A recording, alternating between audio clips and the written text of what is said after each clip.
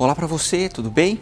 Eu me chamo Tobias Bonk Machado e esse é o canal Comunidades Católicas. E hoje nós estamos fechando este segundo vídeo em que nós estamos falando da igreja e da pandemia. E nesse segundo vídeo nós vamos falar então da recuperação, da valorização dos elementos do espaço litúrgico no tempo pós-pandemia. Você sabe quais desses elementos poderão ser recuperados no tempo pós-pandemia dentro de uma igreja? É isso que nós vamos tratar um pouquinho no vídeo de hoje. Venha conosco e acompanhe esse vídeo.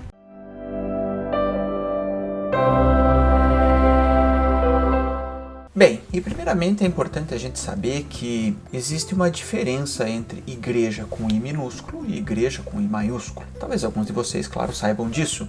Mas igreja com I maiúsculo somos nós. Igreja, templo vivo do Senhor. Nós somos o espaço igreja, nós nos reunimos em assembleia. Igreja com I minúsculo é igreja, templo, igreja construída de pedra. Desde o princípio do cristianismo, a igreja com I maiúsculo procura igrejas com I minúsculo como um local fixo ou um local próprio, eu diria, da sua celebração. Ou seja, os primeiros cristãos, desde o princípio do cristianismo, buscam lugares próprios para se reunirem para a celebração do mistério pascal. Um exemplo clássico disso está nas Domus Ecclesiae, que até já foi objeto de um vídeo anterior aí do nosso canal. A Domus Ecclesiae, que na tradução livre quer dizer a casa da igreja, ou seja, a igreja com I minúsculo da igreja com I maiúsculo, né? A casa da igreja, a casa nossa, a casa do povo da igreja caminhante. As Domus Ecclesiae eram construções ainda realizadas no tempo em que o cristianismo era perseguido, mas eram edificações adaptadas à celebração eucarística. Só por esse exemplo da Domus Ecclesiae, já é possível perceber para nós então que a igreja com I minúsculo nasce da igreja com I maiúsculo. Ou seja, a igreja construída, a igreja de pedra, nasce da vontade e da força dos cristãos. Nasce da força e da vontade do povo que se sente chamado justamente para se reunir em assembleia como corpo de Cristo. Portanto, a igreja de pedra nasce da igreja povo de Deus. E se a igreja é então o corpo de Cristo, veja o que eu anotei aqui. Assim, então, é dela que emerge a Eucaristia. Se realizamos a celebração da Eucaristia, é, portanto, ela que determina o espaço que celebramos. Veja que interessante. Se nós celebramos ela, então ela que tem que definir o espaço que nós celebramos. E, portanto, se a Eucaristia determina este espaço, então este próprio espaço nasce da igreja, nasce do povo de Deus. Na pós-pandemia, como podereis celebrar a Eucaristia distante da Eucaristia, separados dos meus irmãos, que são, junto comigo, o corpo de Cristo? Então aí vem a primeira missão e importância do templo: reunir. Não apenas unir, mas reunir, recongregar. E veja, mesmo Cristo quis reunir. Ele não chamou e não reuniu os 12 apóstolos. Estamos convidados a nos recongregar no tempo pós-pandemia. Estarmos reunidos, não somente mais unidos.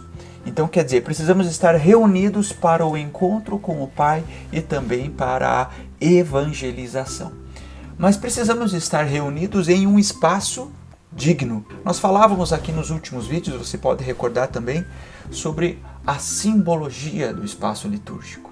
E essa simbologia eu só vou encontrar justamente no espaço igreja, no espaço construído para a igreja se reunir, para o povo de Deus se reunir. Então é no templo, o espaço litúrgico. A igreja deve comunicar para o povo de Deus, evidenciar a essência, a presença real de Cristo ali, pois é um espaço teofânico de manifestação divina e deve me oferecer o contato com o transcendente, A arte sacra, a arquitetura sacra tem essa função, eu diria até essa missão, de ser como uma janela que para mim é aberta e me permite uma comunicação direta com Deus. E isso eu só consigo no templo. Também revalorizar, recuperar a valorização que sempre existiu de elementos simbólicos fundamentais do espaço litúrgico. Aí é legal. Eu vou elencar aqui alguns para vocês, eu separei aqui. Primeiro, a revalorização do campanário. O campanário, o sino, ele é talvez um dos símbolos mais tradicionais da igreja.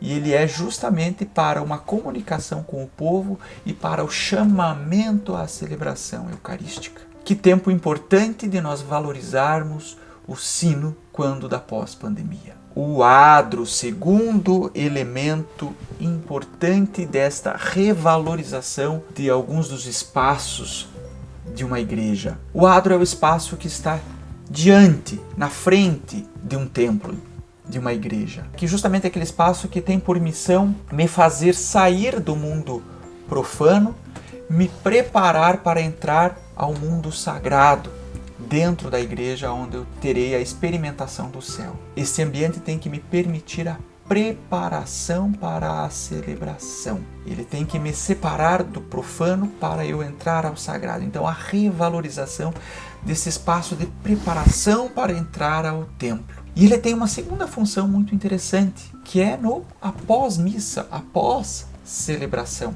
onde as pessoas poderão se abraçar, conversar, se reunir, estar em vida ativa de comunidade. Então, o adro com essa dupla importância, no pré-missa, no pré-celebração e no pós-celebração, quando da pós-pandemia. Outro elemento importante, a assembleia. Talvez o elemento mais importante, o espaço da assembleia, que hoje anda esvaziado neste tempo de pandemia. Então esse espaço devidamente preparado, sem excessos e focado na essência do próprio Cristo presente, na palavra, in persona Christi, naquele que preside a celebração e na Eucaristia.